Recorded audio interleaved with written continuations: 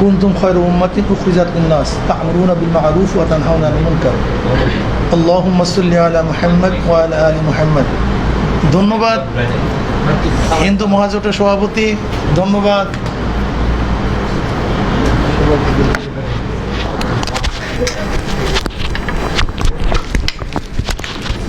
ধন্যবাদ হিন্দু মহাজোটের সভাপতি, ধন্যবাদ হিন্দু মহাজোটের সম্মানিত সেক্রেটারি জেনারেল, মহাসচিব সহ নেতৃবৃন্দ, আমার সালাম গ্রহণ করুন। আপনারা জানেন যে আসলে আমাদের বাংলাদেশে আমরা সাম্প্রদায়িক সম্প্রীতিকে রক্ষা করে সব সময় বসবাস করে এসেছি, হাজার বছর ইতিহাস। এখানে সাম্প্রদায়িক সম্প্রীতি সবসময় বজায় ছিল। এমনকি দেশে যখন মুসলমানরা শাসন করেছেন তখনও কিন্তু সেই পরিষদের মধ্যে সিংহভাগ হিন্দুদের পার্টিসিপেন্ট ছিল।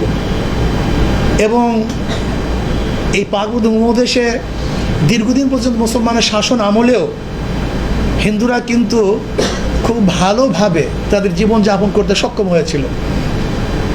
এ তো আগের ইতিহাস। এরপরে দেখেন স্বাধীনতার সময় যখন হিন্দুদের উপর আক্রমণ হয়েছিল, আমার দাদাজান রহমতুল্লাহ আলাই তখন আমাদের বাড়ি, আমাদের মাদ্রাসা, আমাদের প্রতিষ্ঠানগুলি সবগুলি হিন্দুদের জন্য ছেড়ে দিয়েছিল। এই জন্য দেখবেন আজকেও চরমনে হিন্দুরা কিন্তু আমাদেরকে দেবতার মতো মানে, অনেক ভক্তি শ্রদ্ধা করে। এই গত 2001-এর সময়ও যখন একটু হট্টগোল হয়েছিল তখন হিন্দুগুলো কিন্তু সবাই আমাদের বাড়ি এসেছিলেন। এমনকি চরমনায়ের হিন্দুদের অবস্থা এরকম, পূজার সময় আইন শৃঙ্খলা বাহিনীর যখন মিটিং ডাকা হয় তখন তাদের পক্ষ থেকে, পূজা কমিটির পক্ষের থেকে প্রশাসনকে বলে ওখানে কোনো পুলিশ দেওয়ার দরকার নেই, চরমনায় হুজুররা আছেন, তারা আমাদের নিরাপত্তার জন্য যথেষ্ট। আসলে ইসলাম সম্পর্কে আমাদের হয়তো অনেকের জানা নেই। আসলে মুসলমানদেরকে বের করা হয়েছে গোটা মানুষের জন্য।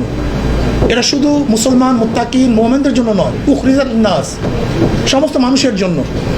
কাজী আমরা চাই যেরকম হাজার বছর ঐতিহাসিক আমাদের ইতিহাস ঐতিহ্য যেটা ছিল সেটা বজায় থাকবে। এখানে আমাদের হিন্দু মহাজোটের সম্মানিত মহাসচিব সাহেব যে কথা বলেছেন আসলে বাস্তবতাও তাই। কোনো এক সম্প্রদায়, কোনো এক গোষ্ঠী হিন্দু সম্প্রদায়কে ব্যবহার করে আসলে নিজেদের ক্ষমতাকে স্থায়ী করার একটা পরিকল্পনার সৃষ্টি করেছে। আজকে দেখেন মোদি সাহেব কি বললেন, 120 কোটি হিন্দু বাংলাদেশের হিন্দুদেরকে নিয়ে উদ্বিগ্ন অবস্থায় আছেন। এই কথাটা কি বলেন তো? এটা উস্কানি নয় কি?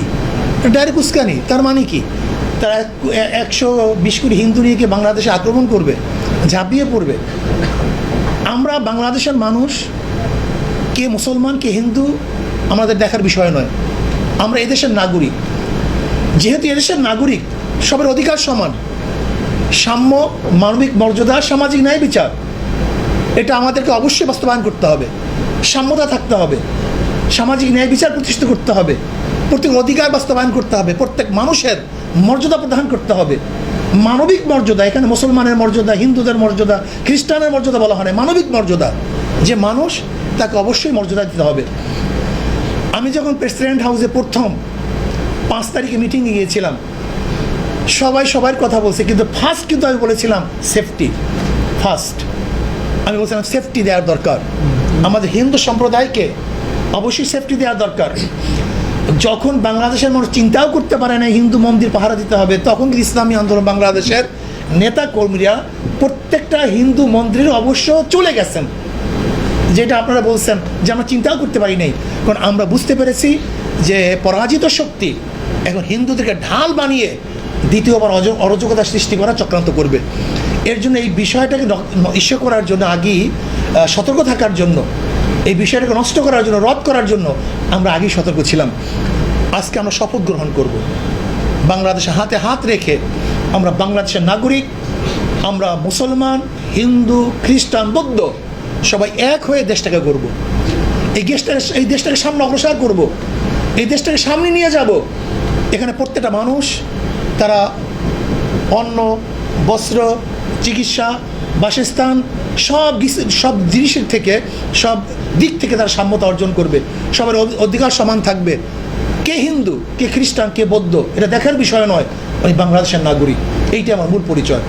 যদি আমি বাংলাদেশের নাগরিক হিসাবে পরিচয় দেই, তাহলে আমার অধিকার সমান থাকবে। আমরা একসাথে বসবাস করব, প্রত্যেকের দুঃখে দুঃখী হব, সুখে সুখী হব, প্রত্যেকের অংশীদারিত্ব গ্রহণ করব।